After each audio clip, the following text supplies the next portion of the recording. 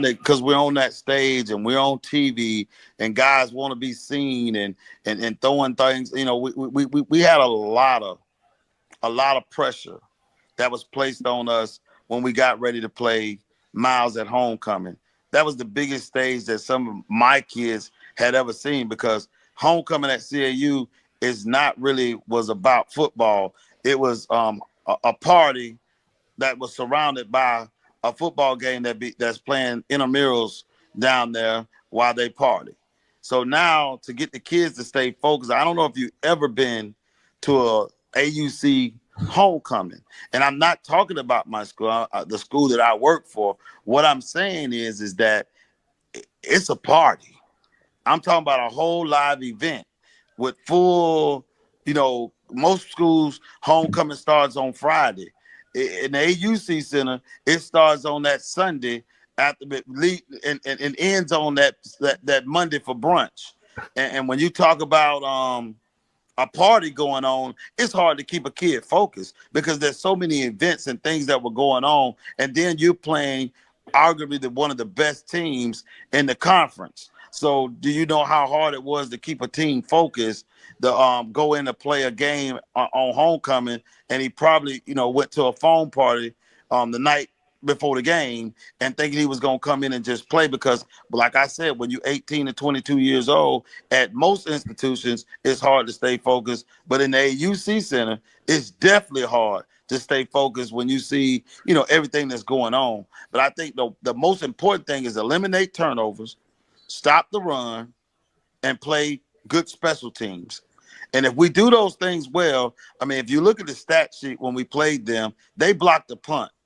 And the analytics say they blocked the punt for a touchdown. The analytics say that if you can block a punt block a punt period in a game, your chances of winning just went up 80%.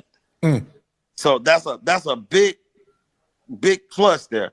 I think we got to do better on kickoff, covering the kicks. Our average field positioning for them started at about the plus 40. I mean, the 40-yard line. Our average field positioning started at, like, we took the ball at the 10-yard line or the 15-yard line, which makes a lot of pressure that on your punter, if you can't get, if you don't get a first down to be able to split field positioning, now you're talking about they playing on a half a field and you asking them and you giving them cheap points. And we got to do a better job in those areas. And I think those are areas that we worked on.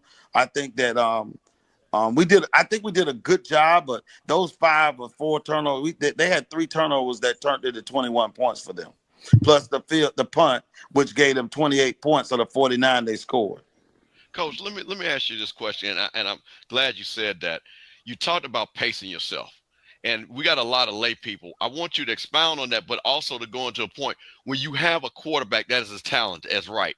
How do you say, hey, settle down, don't try to do too much, stay within the game? That's a hard thing to ring a guy in that what I call is a gunslinger. He's learned that he can throw himself in a game and he can throw himself out of a game. Sometimes you can score too quick. Sometimes you can, when you play a team like Miles that I call is a grinder team, they're one of those players that get their plays like 2 or 3 chunk yards, and they're going to pound on you and they're going to lay on you and they're going to try their best to wear you down. With a team like that, we got to make sure we pace ourselves with them, that we don't create. When you start forcing things, you start creating turnovers, and they just kind of wait on you to give them something. And if you give them some, they know how to capitalize on it. And you're working against the clock as well when you play teams like that. The first drive, we went down the field and scored, but the next possession, they had the ball for over 7 minutes. And those, you can't play catch up with a team grinding on you, and you can't get off the field on 3rd down. So I feel like we want to try to slow it down a little bit, try to play at the pace they play at. Coach, one last thing, and then I'll turn it back over. And we talked about this being a championship game. The previous team was 0-11. How do you instill, because you did bring winners from Allen, but for the overall squad, for players that were not there, like you said, you had players that were on the team last year. How do you say, instill that to say, hey, we are a championship team. I know you're new to this winning, but how do you instill that, even though I know you've done that through the course of the season, but just one game right here? Well, I think that what you do is the players that we bought there already knew what to expect. And they set the standard for the players that were there and the new players that joined us. And they did a good job in their leadership and then what I call peer leadership of setting that standard and that work ethic and everything you needed to have. Is it all the way there yet? No, it's not there all the way yet. Like I said, it's still a work in progress. But at the end of the day, we did change the culture to get us where we at today. But for this game, like I said, we didn't try to do anything differently. I tell people all the time, you prepare for these games just like you prepare for anything else. Don't make the moment too big. A lot of the kids and their parents, and they put a lot of pressure on them. And, you got the people around the campus patting them on the back. They want to do they want to do pep rallies. They want to do everything. But like I tell the people, they get mad at me at the institution because I don't want to do the things that go around winning. And I tell them we just want to treat it like a normal day and don't apply that much pressure on them and, think that they're going to, at 18 to 22, be able to process that. Because right now, some of them are the most handsomest men on the campus. And if they win the game, they're going to be the finest man on campus. So, Coach, yes, ain't it 40 to 1, something like that? 40 yeah, girls it's a lot. to one guy? It's too much pressure for one man. Hey, Coach, let me kind of switch the conversation a little bit because I'm not sure where this could head. But Coach, you got a young coach on your staff, Coach. I was able to see him out there really working with the guys, really out there developing players. Other than him having to have a restroom break, he was on the job the entire time I was down there. Tell us about Coach Caleb and what he's been able to add to your program down there. Coach who? Caleb. Is his name Caleb? Running back coach, I think. Cody. No. My little coach. Coach Keaton.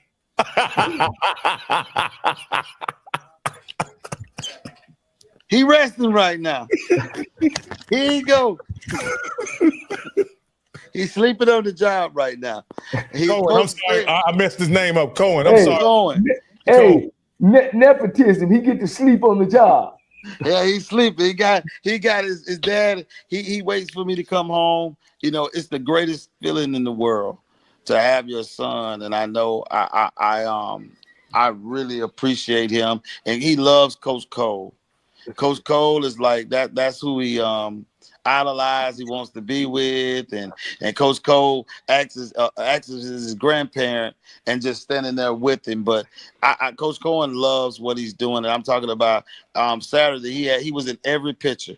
I'm talking about the check presentation, the trophy presentation. He was on my interviews, and I thought he was gonna make it to the interview tonight, and I was gonna let him get on there.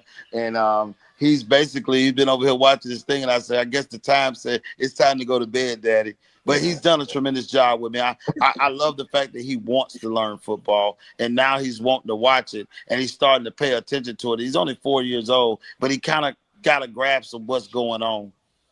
Yeah. Hey, man, it was sensational to watch him and to watch the players kind of take to him, man, and of course, him interacting with LC. He was really, for a guy to be that young, man, and be engaged that way about football. Hey, Coach, you don't have to worry about buying Yu-Gi-Oh cards and any of that kind of stuff. You just got to keep playing footballs around the house, and I'm sure he's entertained. Any ball around the house, he go throw it. I'm talking about it's going to be everywhere. His mama going to be fussing at me about, he going to break some in here. But, he's a boy's boy. He really is, and he's taking the Coach Cole's son, Clay, and him and Clay, when they get together, it's a whole party. They be running around. He's tired before we get to the first quarter.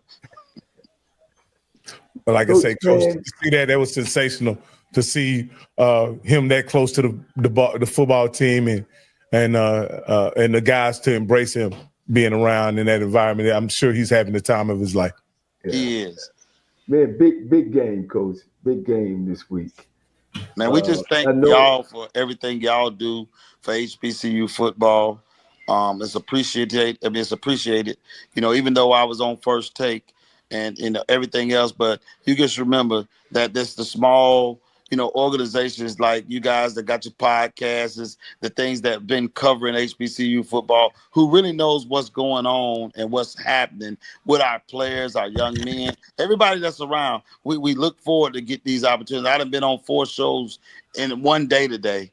And I mean, everybody's happy about what we're doing. And I think that it's just tremendous the stage that we're about to set in Birmingham, Alabama, because we didn't woke up the dead at Clark Atlanta. I'm talking about the W.E. DuBose people are out. They are buying. We got 9 buses going to Miles. So if nothing else, the environment is going to be. Miles is a great. I call it the President George T. French bowl game, because he has played a great role in building Miles College, and then he comes over to CAU and try to create the same culture that he created there. And what a wonderful feeling as a president to go in and the 2 teams that you created is now playing for a championship. I mean, I think there's some value in what he's done as a president that allows that stage to be that big for, most of the time in the SIAC, if you go to the game, because we were playing at different locations, a team that was playing like maybe Benedict would travel a little bit, Albany State would travel a little bit, but it wouldn't be a lot of people at the game. But I think this game here going to be one for the stage. Yeah. Well, Coach, I got to do this for you again.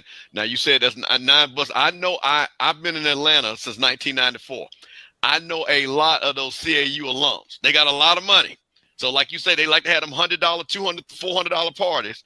So I'm going to say to all you CAU people, if you can pay $100 for a party, you can donate $100 to Coach Keaton to keep that bus rolling. So I just want to put that out there for you, Coach, because like I say, it's amazing to see, because me being in Atlanta, and like you said, nobody talked about the football game ever. This was the first time that I had friends of mine, and I said, where y'all going, man? Oh, man, we got to get down here early because we got to go to the football game. Y'all got to go where?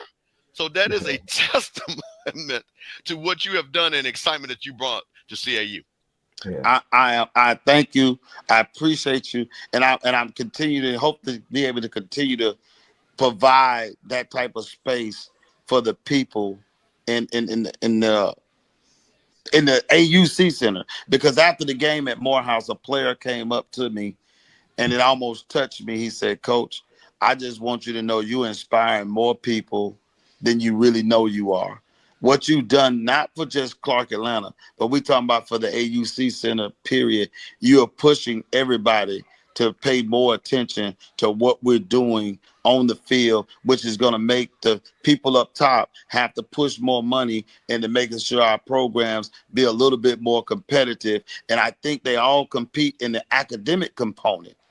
But when it came to the athletic component, that, we kind of pushed it to the side.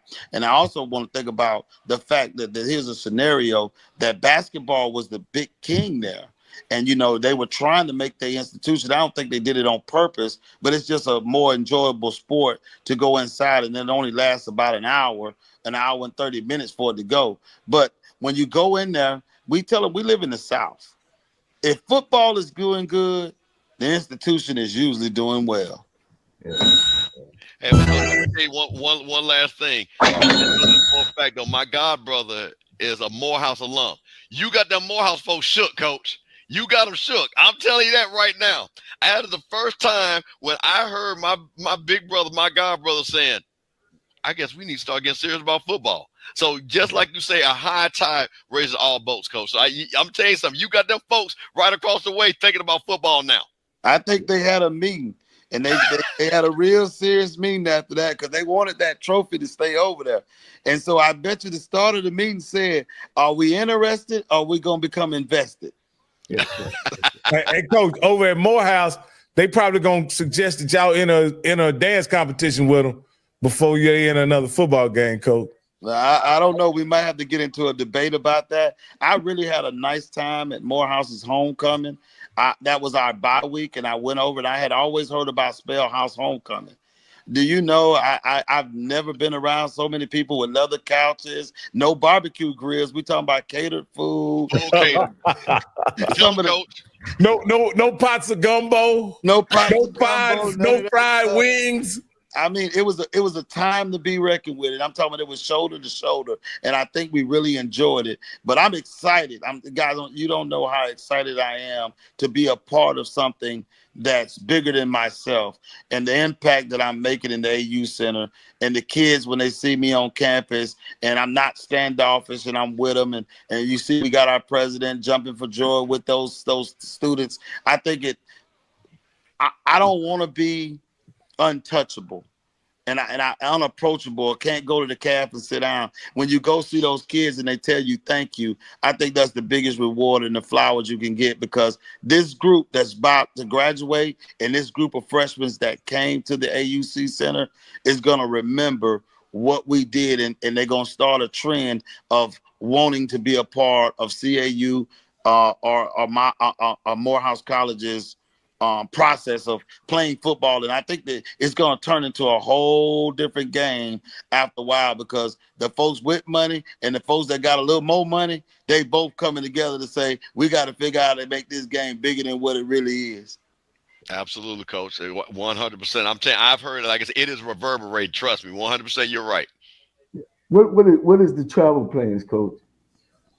We will leave here Thursday, probably around 1 o'clock, and we will head to Birmingham. We're going to try to practice Thursday morning at 11 so we can, see what that looked like, what our kids' energy looked like, and, how they, move about at that time of the day.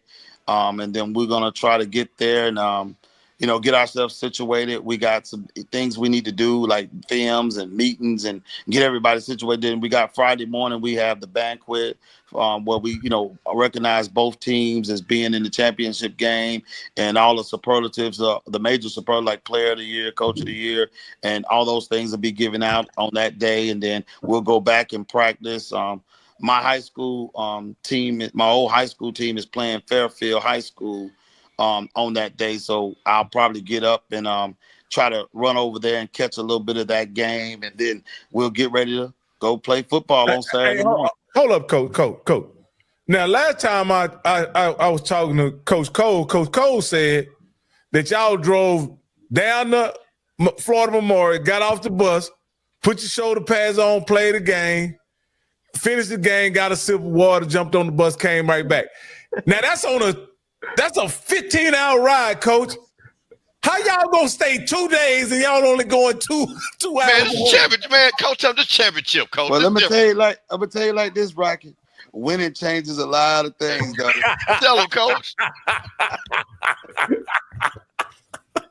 We ain't going, Coach. We going first class. They might find y'all some new cliques, huh, Coach? Boy, I tell you what, boy, you ought to see the people that just stopped by the office talking about what we need and how we gonna get it done.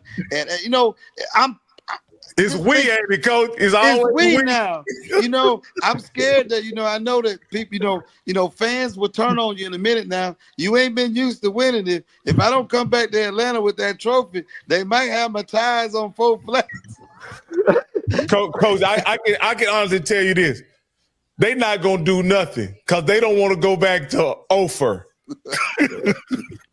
I would agree with you. The love that they've given in the AUC Center. I'm not just talking about Clark Atlanta. I'm talking about the AUC Center in its whole. Clark Atlanta's did nothing but show out since we've been winning. And they coming up. I don't know where they coming from. They coming from everywhere. Every week I meet a new football player. I meet a new coach. I just meet a lot of people that are thankful for what we're doing. And I think that's why you do the job, and you're very happy about that. And you hear conversations. Now I can't go to the grocery store and somebody be like, hey, you that coach at Clark Atlanta, keep up the good work. Or you see people with Clark Atlanta sweaters on, and you see them, they prideful about their school, and they love themselves some CAU. And I'm glad that I just wanted to add a little bit more pride and a little bit more competitive spirit by boosting their football program. And for my first year to be playing for a championship, I think we've set the bar real high. Hey, Coach, last thing, Coach. Wait, right, hold on, because I'm sorry. With that being said, what would it mean to you to win a championship, you personally? I've won a couple, but never a SIAC title. Right.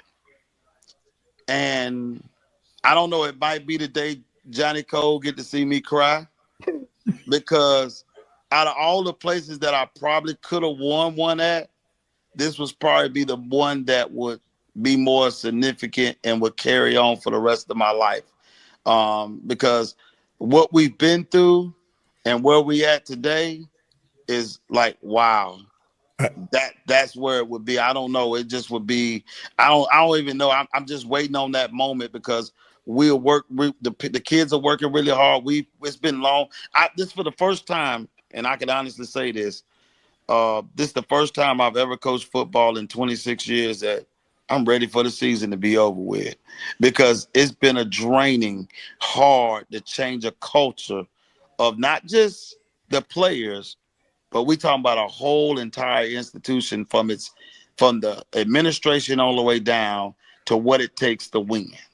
So now to cap this off with a championship would be almost a remember the Titans too. You know, Coach, you say that, and it would be a tremendous movie. Even if you don't win a championship, Coach, this season will be a tremendous story and a movie. But I also want to say, Coach, you're one of those guys, one of the few guys in HBCU that has leveraged social media to create a story and a narrative about your team. Like it's almost like you took Deion Sanders' playbook and that he did at Jackson State and did something similar to that. I follow you and CAU football, and you guys do a great job with engaging, just football fans as a whole. And I can see the transformation of your facilities, those new chairs and all those kind of things that you've been getting over the last few weeks. And so what I'm saying, Coach, how has that helped tell the story of Clark football this season? I think if you don't tell it, you can't control the narrative. So I think when you put it out there, because there's not a lot of national media, not a lot of real media, the local media don't come unless it's something bad happen or it's a big stage that they want to put you on. So I think you have to, embrace that. And I also know that's where the players live. I watch my players and what they do, and I keep young folk around me so that I can stay young to know what's going on, to how I can attract other talents to my program.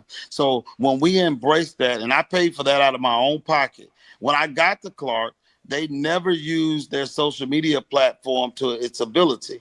So I thought that we need to get a media team to engage the players, the coaches. Coach Cole went viral twice on social media since he's been there, and the students. And you get their comments, and there's a lot of vloggers that's already there that do this on a daily basis, that we needed to capture those moments so that people could understand what it took behind the scenes to see what it looked like at a D2 on a smaller level. Now, during the game, those people who did not come to a game, they could get their highlighted moments. If you notice that we do a lot of things in real time. So if a guy scores a touchdown, they try to capture that moment, and you got somebody right now posting the touchdown as it happened. And that stuff is what major college football programs do to enhance their brand and what they're selling. I don't need to do much to enhance CAU's brand, but its athletic brand was not where everybody else was in the country. And that was my goal of trying to get everybody involved, which led to all these platforms want to speak to us, wanted to see us and what we did. And you got the people around the conference calling me Deion 2.0. But I need to contact the media, SIC, the commissioner or whatever. They got an SID for the conference. I think that's in all schools, and I think all of you guys have been around long enough that the SIDs is a hit and miss at most institutions. Well, I was asking, does the conference got it? They don't. And that's what I'm saying, that all schools on all levels, whether it be FAMU or anyway, sometimes you go on they media, they don't update it enough. They got to have somebody dedicated to just working social media platforms. It's other places that when you guys getting ready to do your show, to do your homework, you got to wait for 2 days for the stats to be on the website. Those things it's unacceptable at the collegiate level. And I as a coach, everybody know I've been very vocal. I speak out about things that other people won't talk about, but there's things that we have to do better if we want more coverage. So if you're thinking that the local news is going to run around searching for the stats of the game or who won the game, or you can't find out about who won the game till Monday at work, and then sometimes when you get to work, the score wrong or the stats up there wrong or the roster don't have the right numbers to go with the right players, that we got to do a better job as institutions to put effort. I mean, making an intentional effort of making sure that we do these things to help broadcast and help create value for our kids so they can get NIL deal, all that stuff that could come with playing football. Yeah, I was trying. So if you were media, you have to go through you guys SID? Yes, you do, but I made it easy. You can just go to my page and go to the football page. I got control of that page to make sure that we post the score immediately on all social media platforms. So if I'm riding the press bus, credentials, who do we go through for press credentials? You go through SID, but if you get to them, you let me know. Well, good thing I got a key, a straight line to you. You can walk down to his office. At least you can leave the HBCU Football Coaches Corner some media passes. Now, Coach, you know what? I'm going to make a suggestion to you because you're so well loved on that campus. Clark Atlanta has one of the top broadcast journalism schools in the country. They have young ladies that are on national newscasts. So, Coach, you need to get one of those great young ladies to say, listen, I want you to put a football show together and get those stats together and put that out there in a 5-minute blog with you and her or him. But like I said, again, I know that is a great school for that. So, Coach, listen, you got to listen, Coach, I'm going to tell you one thing. Do not allow these alums to slack, because what I told you the first time you came on here, they got the money. Don't let them folks down at CAU tell you that they don't. They got them big Benzes, them Rolls Royce. They brag about all that all over Atlanta. So I'm going to hold an account. Coach Keaton can't say you CAU folks, and you got daughters that are at that school. You got sons at that school in that broadcast journalism. Support this man, because like Coach says, look at the money that Coach is going to be able to fundraise for CAU. Look at what he's going to be able to do for the football team, for the basketball team. So I want to really see this CAU family to really come behind you, Coach, because like I said, you building something, and they are right there for you, Coach. They are right there. And they doing a great job of coming together. I mean, some of them got so bad, they was, talking about making sure they paid me and do everything they supposed to do, that they had to turn the comments off because they was letting them know that if Coach Keaton slip out of here, there's going to be some smoke in the city. Let them talk, Coach. Let them talk. Let them talk. Hey, I'm not stopping nothing. I'm just creating the space for them to do it at. Well, Coach, man, look, hey, my flight, I'll be down there, and seriously, I'll be trying to reach out to the SID. Can you at least walk down and say, can you put the media passes away? Or I don't know how it works. The conference office, they have not sent them yet, but I'm sure we was on a Zoom call tomorrow. We got ESPN. I mean, I got 11 Alive. I got all kind of stuff going on tomorrow. And it's been as you can tell, I'm tired. As Coach Cohen has already conked out on me. We both wearing it out, but we're trying our best to get all institutions, not just CAU, everybody to do a better job for programs like yourself, that you don't have to run around and search for things, that it should be at your display. At most institutions when you go, especially the PWIs, they have a media packet for you. They also have a program of how you're going to get in, where you can park at. And sometimes we don't do proper planning for events and doing things the right way. We do more for a concert than we do for an athletic event. And I think that if we did a better job of promoting our kids, their kids will want to send their kids back to our institutions. And I think that if you see the star-studded coaching staff that's going to be in that stadium on Saturday, it's almost like you got EJ Jr., first-round draft pick, Alabama Hall of Famer. You got Sam Shade. You got Antonio Langham. You got Ron McKinney, the first and only linebacker to win the Harlan Hill Trophy in Division II football at North Alabama. I mean, there's going to be a lot of coaches there.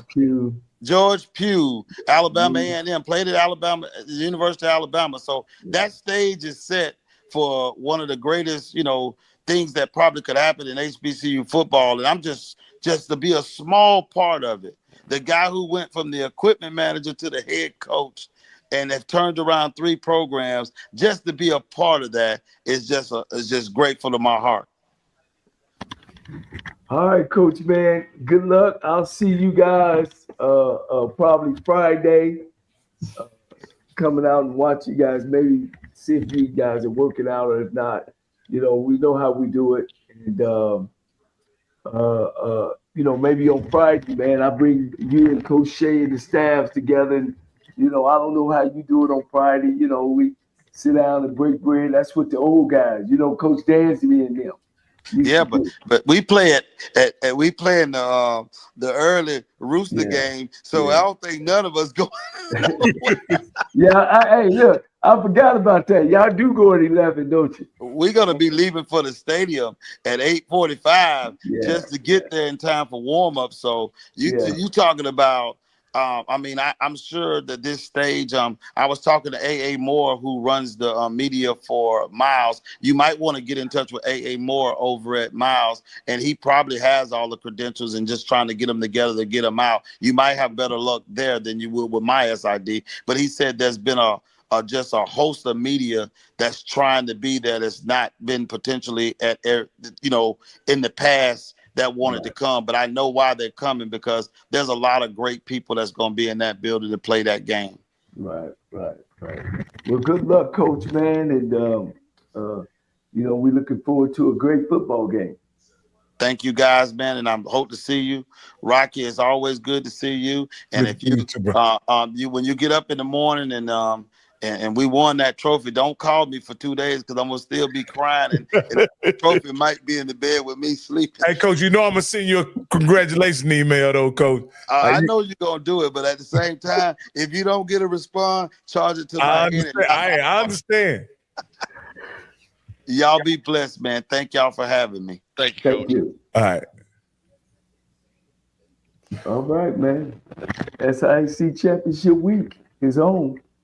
Oh, it's on in popping, Coach. Hey, Coach, if I hadn't already had something scheduled, I definitely would try to accompany you there.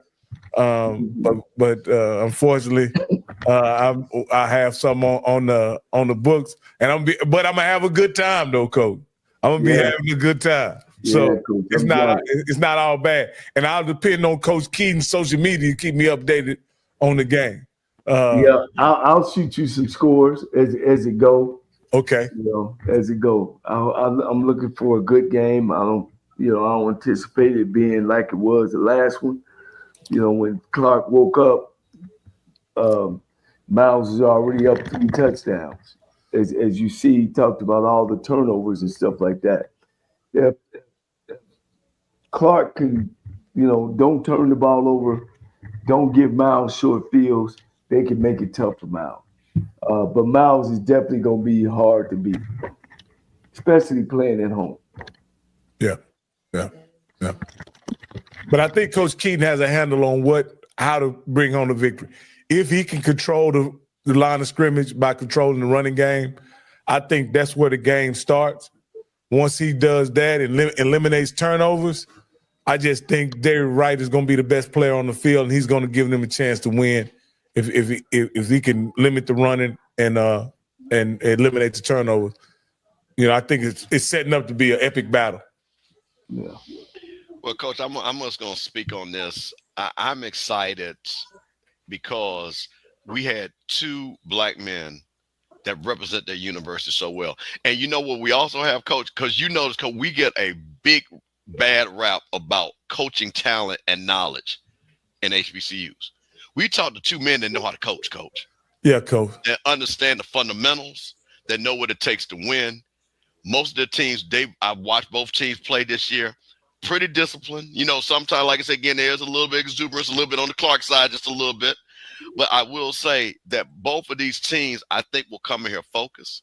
I think they understand their assignment. And I think it is going to be that Miles defense. And that's why I asked Coach Keaton about, right, is he going to be able to play within himself and not try to do too much? That's where I think the game is going to be won or lost. Can he just keep them on schedule? And then when it's there to make the big play, but not force the big play. You know, the one thing about David Wright is this, and I think Coach Keaton probably has this as a, you know, as a possible plan to win the game. If Clark Atlanta is close at the end of the game, I'm putting my money on Clark Atlanta just because the way they can move the ball and the way they have been able to move the ball in the clutch all season.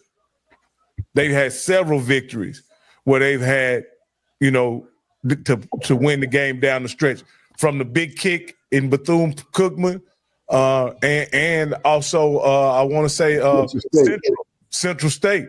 It was a game where it was on the line, down the line, and Coach Keaton and David Wright and the guys, they were able to execute under pressure, and I'm sure they just want a chance to win the game coming down the stretch.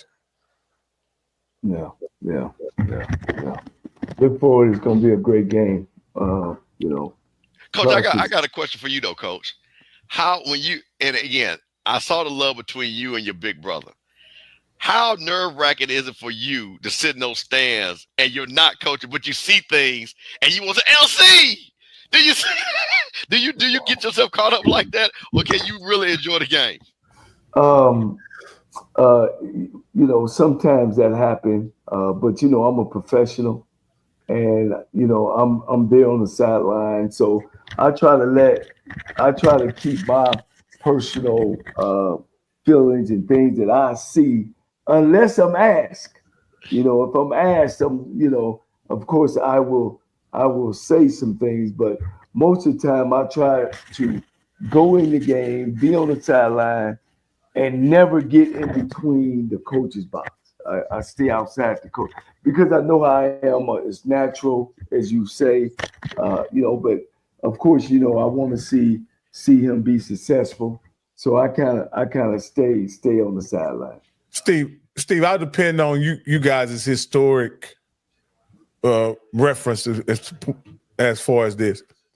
How common is it for the SIAC Championship coach to get a elevation in his position, get an opportunity at a D1 school? Now, Coach, I'm thinking about, we've had several coaches to move up to the coach bigger HBCUs, and I can go back to W.C. Gordon as one. Correct me if I'm wrong, right, Coach? Yeah. So yeah, I it's not unusual, Rocky, to be honest with you. It is you really talking about Coach Comegy, Coach Woody, Coach. There's been several, but none has went to Division 1A. Yeah. No, I mean, he's talking about from. I'm talking about just a bigger HBCU, Division 1. It has been definitely a training ground for a lot of HBCUs, and that has been a good thing. I think what has happened is, and I think, Coach, you correct me if I'm wrong, I think we're seeing a renaissance of the D2 coaches now. Well, we probably, Coach, can name about 5 or 6 good coaches, where maybe a couple of years ago it was kind of like a brain drain, you know what I mean? And a lot of these programs were kind of pilling along and things like that. So it's refreshing that I see guys that are saying, you know what, I want to take the opportunity. Because let's be honest, and Coach Keaton, I'm going to use Sam Shea. Sam Shea could probably be a defensive back coach right now in the SEC somewhere with who and what he is, without blinking, making $500,000-$600,000. But the fact that he says he wants to hone his craft at Miles College lets you know the dedication that he's going to be, and he's going to move up and be a great coach. Same thing with Coach Keaton. You can see the offensive ability that Coach Keaton has. Coach Keaton, if nothing else, he could be like Will and be a wide receiver coach at a group of 5 without blinking. Now, would that hold him back? Of course, because I believe he is head coaching material. But the fact that he is sitting there and allowing himself to build a program, which is, I will say this, CAU, great place to coach, horrible place to coach. You see what I'm saying? It is Jekyll and Hyde, because while Atlanta is beautiful, you talk about players, but CAU has never supported football. They don't know football. They have never cared about football. So the fact that he's able to go in there and show what he's done, that's going to have a lot of people looking at him for the next level. Even, they have some good coaches in the SIAC. Even when you look at their records, 7-0, 82, 72, 64, 64, 5-5, 5-5. You know what I mean? And those blue bread teams are up there, you know, and they're there every year. You know, Miles, Clark, Clark is new. Fort Valley, Albany State, Tuskegee. They always gonna be up in there. You know what I mean? So Coach, they've hired some good coaches on the Division two level. Coach Cole and I even put Coach Campbell in this situation as an AD, and we're gonna use A&M. We're gonna fire Maynard potentially, right? So you got Teddy Keaton, you got Sam Shea, you have the gentleman at Albany State, and also Gibbs. What do you consider? Do you give serious consideration to those guys who are already in your footprint and part of what I would consider successful programs? It's a no-brainer to me for Alabama A&M to bring Sam Shade up there. I mean, that's a hit. That's a hit out there. It won't be no different than Chennis Berry walking across the street from Benedict on into South Carolina State. You know, it's a home run hitter. It's a no question. You know what I mean? You know, Teddy Keaton at Alabama A&M. You know what I'm saying? Fort Valley, my man at Alabama A&M. Yeah. You know, I'm just talking about the fit. You know, I'm just talking about the fit. You know, because Alabama A&M is a place that they just solid. You know what I mean? They ain't up and down. They always right here. You know what I mean? So yeah, when you look at that, that's what I see. Coach, you want me to tell you, and again, I hate doing this because, again, we like to be respectful. We don't want anybody to be fired. But I'm going to tell you something. And I love Coach Keaton, but I'm going to tell you the place that is built for him is North Carolina A&T. Yeah. North Carolina A&T, with that. He'll get a chance to do it all over again. Listen, but with that footprint, with the size of that school, with the money that they have, with a very vocal fan base, and I'm talking about, Coach, that is bubbling because, first of all, and like I say, shout out to Josh Sim and them and HBCU. When you got people from Central and Johnny Thornton that are wearing their behinds out, wearing them out in them streets of Raleigh and Charlotte and Greensboro, I mean, wearing them out. Man, listen, them folks from A&T don't take count of that. I got family members that went. So you're talking about a guy that has the charisma, the kind of the bravado that you need for a big program like that. They'll say, hey, I'm here, and we're going to beat them guys tomorrow. I'm telling you something, man. Listen. So we saying Sam Shea from Miles to A&M, Teddy Keaton from Clark to A&T, NCAT, Fort Valley State, Gibbs to Norfolk. Hello. Hello. You know what I'm saying?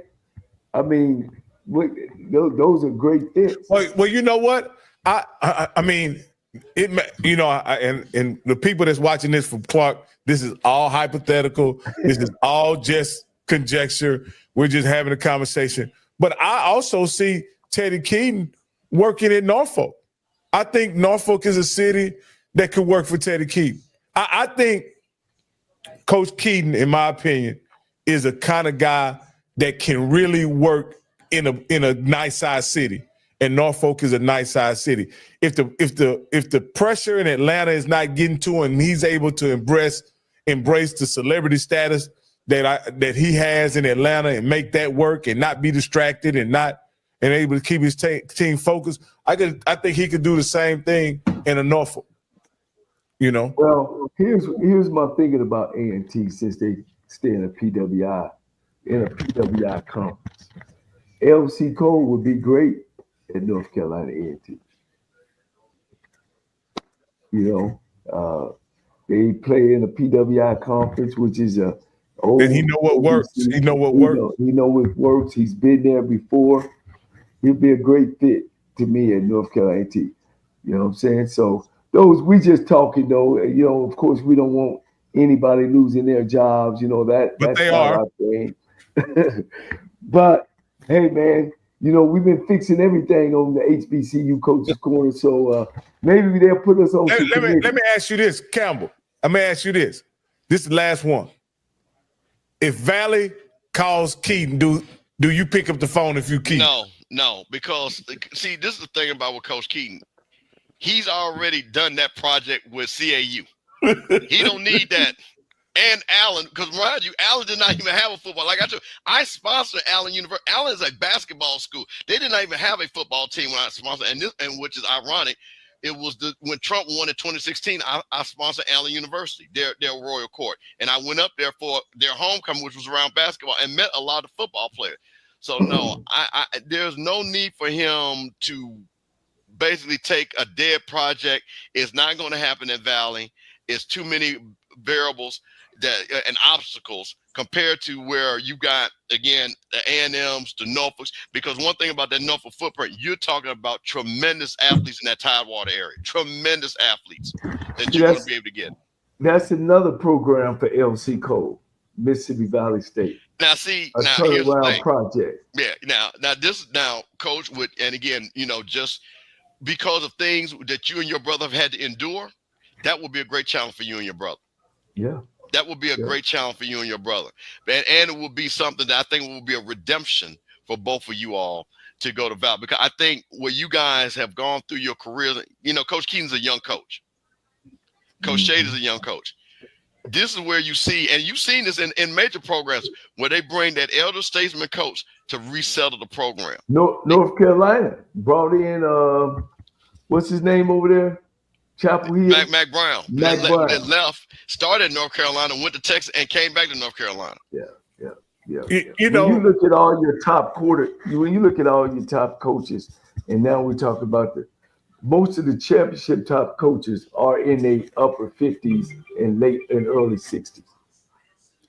You know, as you guys talk about it, and as I think about it, and I know you guys think Sam Shade is a natural fit in A&M, and I agree, right?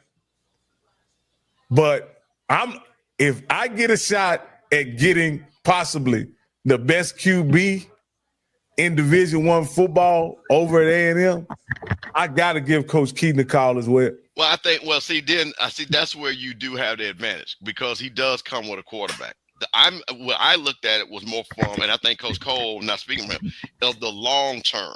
Oh, okay. Of the long term, and I think immediately, because one thing about it, Sam Shea can make phone calls all up and down that state of Alabama. That's right. And Huntsville, again, is another one of those money cities. NASA's right up there. You've got a lot of University of Alabama alumni. A lot of engineers. Yeah, a lot of engineers that work in the area that he can touch, that he can do autograph signings and just say, oh, by the way, I'm over here at this school that y'all don't really know the name of. Can you give me $1,000? And he'll get 100 people that'll do that without blinking. Yeah. So I agree with you guys. I think long-term Sam Shea probably be a good fit because of what he brings with him in the state of Alabama, right? I agree with you. But if Ken Griffin says no. Ken, what you talking about? I think he's saying no. Wait a minute. Well, let me see. Tell him, hey, make sure you clarify yourself. Yeah. Hey, Coach, they probably not going. And this is the last one. I think they're talking about Valley, though. I think they're talking about Valley. Oh. Yeah, I think Ms. Grimm is talking about Valley. She said FBI's in Huntsville, too. So do any of those coaches pick up the phone when Bethune calls? Yeah. Bethune is a place that you can win. I mean, they sit right on one of the top recruiting grounds in all of the United States. And they've won there. Coach Jenkins won about 3 or 4 championships when he was there. Yeah, I thought Miss Griffin was talking about Valley. Yeah, that's I know Miss Griffin. She knows football. And Valley. I'm gonna be honest with you with Valley. I'm gonna tell you, they have tried the young guy to give him a shot. But Coach Cole, I think you're right on here. I think they need an elder statesman coach. I think, but not. Hold on. But let me say this. It ain't no question. Yeah, but let me say this. And to my Jackson State people, they're going to say this. But not no Harold Jackson old. We don't need the Harold. My Jackson State people understand what I just said. No, we don't need the Harold Jackson level station. I swear this is my last one. And I know this job won't be open. But this is where I think Coach Keaton fits perfectly, guys. I think he's tailor-made for Southern. I know the job won't be open or whatever, but I think he's tailor-made for Southern. Hey, man, listen. Now, hold on. Now, see, Perry White ain't on here. Hey, man, Coach Gray's about to win the West. Coach Gray ain't going nowhere. No. I'm just saying. But don't put that, man. Don't have no Southern folks calling us want to whoop us up, man. They riding high, man. They just sticking out, Coach. So now they don't even put out. Hey, man, they winning. I don't know how they winning, but they winning. hey, that rabbit's foot, that monkey ear, and you know what I mean. Yeah. So now we're not gonna even talk. We ain't even gonna talk about teams that's winning. We're gonna talk about people that we feel pretty comfortable that the coach calls. He can't get too mad. He know we're not lying. Well, I think, you going to Bayou Classic? I think I'm going to the Bayou Classic. I don't know yet. My mother wants to go to New York to see the Lion King, so I'm gonna figure that out. My mother-in-law coming to town, so no. I'm gonna spend some time with my mother-in-law. Well, look, it ain't by choice. Let's get that straight. I love my mother-in-law. I got the best mother-in-law in the world. With a bat behind you, say something. Hey, look at her. If Keisha leave me, I'm keeping my mother-in-law. She understand that. You hear me? I'm keeping my mother-in-law. Yeah. Hey, your girl over here lighting it up, or your boy Bluefield, B-Field. Oh, she said Keaton that prayer now. Now, see, Miss, listen, somebody Miss Berg, you want to put you another box up here. Now, she just said something there. Now, Rocky, that's down in your area. Yeah. Teddy Keaton with that Texas speed and talent. What Michael Jackson say? You got to be started something. Now, this is what's interesting. I see in different ways, though, but you'll get what I'm saying. I see the Preview fan base similar to the Clark Atlanta fan base, right? In this regard, they just don't know how to engage football. But if you could ever get them excited, you'd have one hell of experience over there. Because just like they do homecoming really well, and I'll leave it right there at PV. They do homecoming really, really, really well. Let me say this, in some of those places, you need a coach like a Coach Keaton. That's how the SWAC used to be. They used to have these high-flying guys. That's why Sam Shade is a quiet guy. That's A&M style, with Coach Anthony back in the day when they were winning. Grambling can't say enough about Eddie Robinson. You'll be surprised at things that he would say at them interviews. Texas Southern, Southern University, those city schools, that flamboyancy, that come in and take the crowd over and get people excited about coming to the games. You know what I mean? That we gonna win. That's Teddy Keaton style. So those are the type of things that and Valley need a shot of B12. You know what I'm saying? They need a shot of B12 of somebody coming in there with a winning background.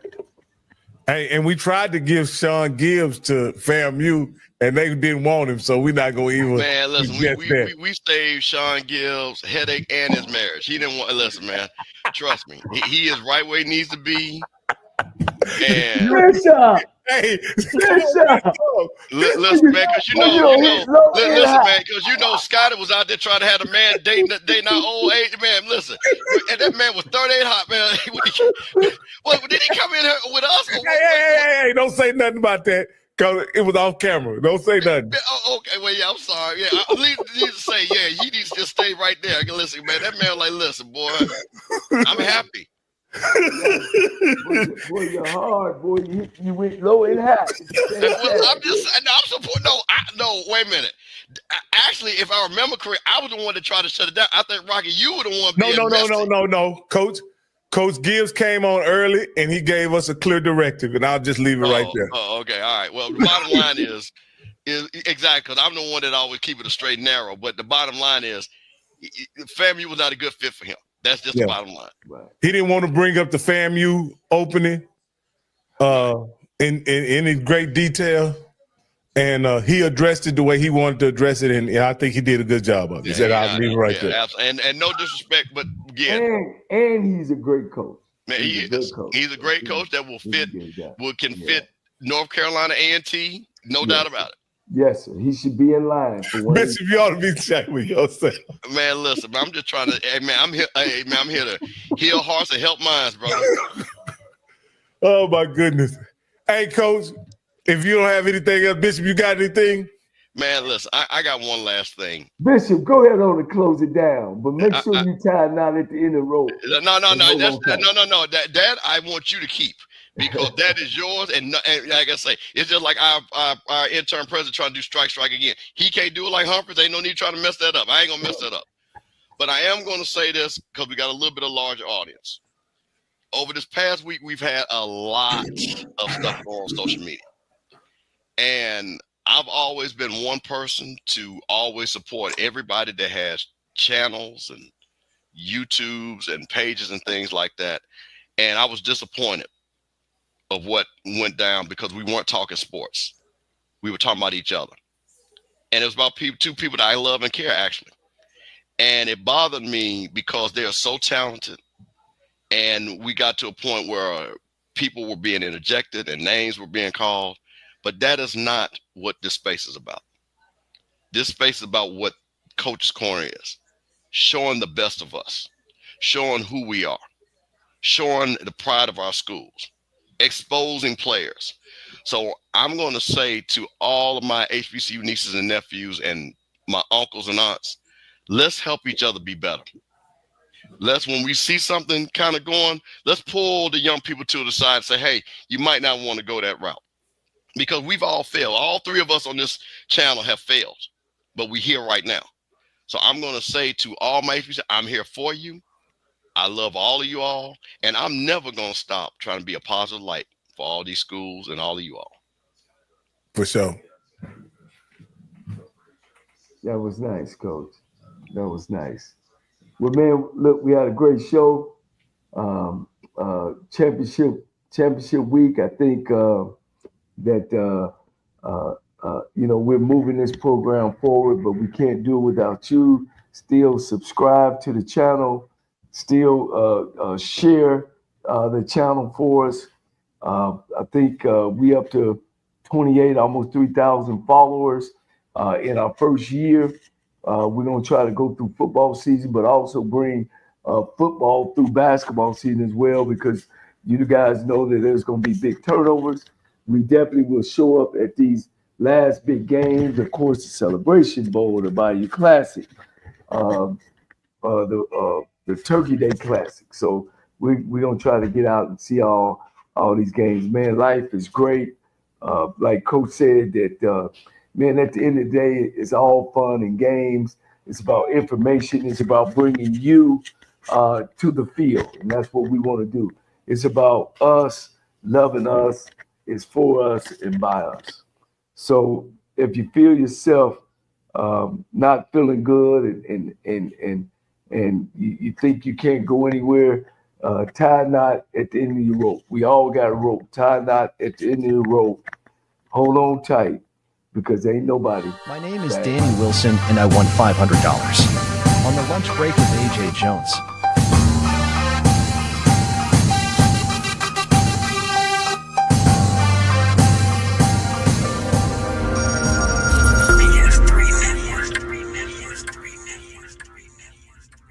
BS3 Network, changing the way you watch TV.